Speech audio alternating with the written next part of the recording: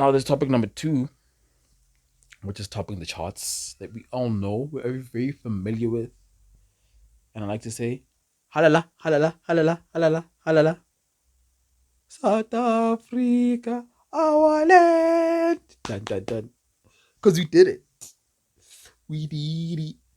We did it. We actually, I'm not gonna lie. I'm a hater, man. I'm not the type to, I'm a pessimist. I don't believe in the potential that the South African sporting department has in terms of the quality of play. I didn't believe South Africa was going to beat New Zealand in the Rugby Cup final. I was supporting New Zealand because I thought they came into the game with with a higher chance of winning. But me being a pessimist has always led to success in sports wise, right? Whenever I don't believe we're gonna win, we win.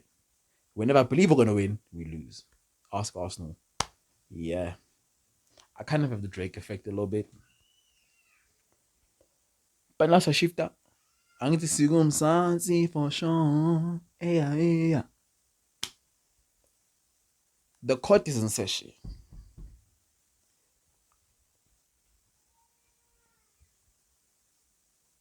Who stands for the prosecution?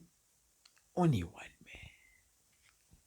Okay, the prosecution team has several members, but there's one lead prosecutor. They're one and only. AKA Malume Bopak, AKA Malume Ubfagazi, AKA Stickman, AKA Malume Evidence. He slays the Atlas Lions' heads. Oh, Baba. Really. Against all odds. Against all odds. Malume Evidence Malume Bupaki. Malume Ubfagazi. Gets the shot, gets it off, scores 1-0, we win the game. Okay, Mokoena scored a set piece as well, which was a phenomenal set piece. I just couldn't write material for I couldn't write a joke for that one. Yeah, it was. I failed. And who is for the defense in this trial, you ask? It is Achraf Hakimi. Firstly, round of applause for the supporting team of the South African prosecution team, in this case, who are whoever is the doctor for South Africa. If you know what doctor I'm talking about, that one who does the job. This one did the right stuff. His rate has to go up. Whoever they went to go and consult before this tournament, they deserve a round of applause. Their rate actually has to go up. Because while some or better Morocco, the team with the highest odds to win the tournament, the team that is ranked 13th in the World FIFA rankings currently, the highest ranked African side. What do you mean? What do you mean? A convincing victory nonetheless. From a defensive masterclass to an offensive fluidity that has never been seen in a very long time from these guys. After that magnificent job with Chief. Street, Chief. No, nothing. And within the first 90 minutes, Papa, 2 goals. Amazing penalty. You know what I'm saying? Or I feel like that this doctor deserves a rate increase. Lori, his name should be put out there so we can also consult from a Pelaro.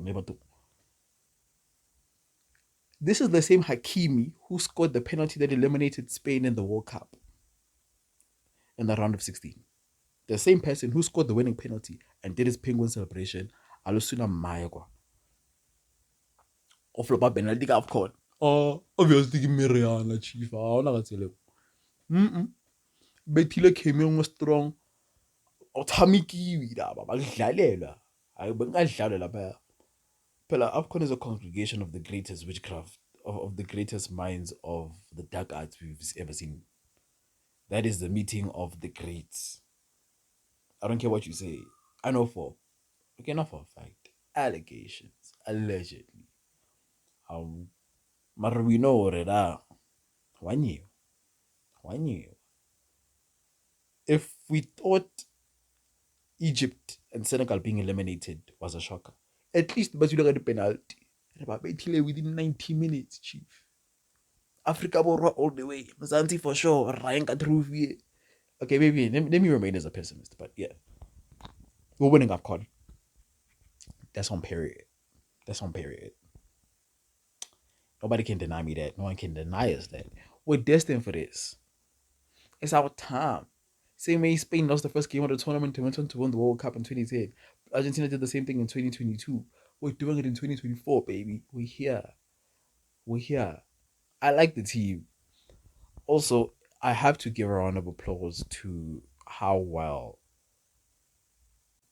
she has been playing throughout the tournament for South Africa, because I think he's been very instrumental in how we're actually playing. Like, he is, I wouldn't say the sole reason, but the management team, the tactical team's decision to take a majority of the Sundown squad in order to maintain squad chemistry, I think it's very big to how the whole result has come about. Because if you look at it from the one side, we are finding ourselves in a situation of which there is an opportunity to put ourselves in a better position to win the entire tournament. Because if you look at even just major tournaments, right, that have been won by nations, stuff like if you look at Spain 08 to 2012, there was a large chunk of the players came from Madrid and Barcelona, which were the dominant teams and one of the better teams at the time, and it made sense to take majority of the players there.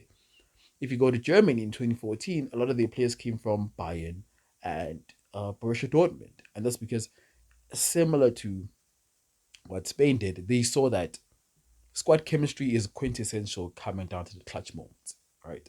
Because the players, it's easier to work with guys you've played with before at a club level, for it to translate internationally, right? And you could also say to an extent Italy, when they did what they did in 2022, in 2021 for the Euros, a large chunk of their squad was taken from Juve, was taken from a few Italian teams, of which were at the top of the game, so that also makes sense.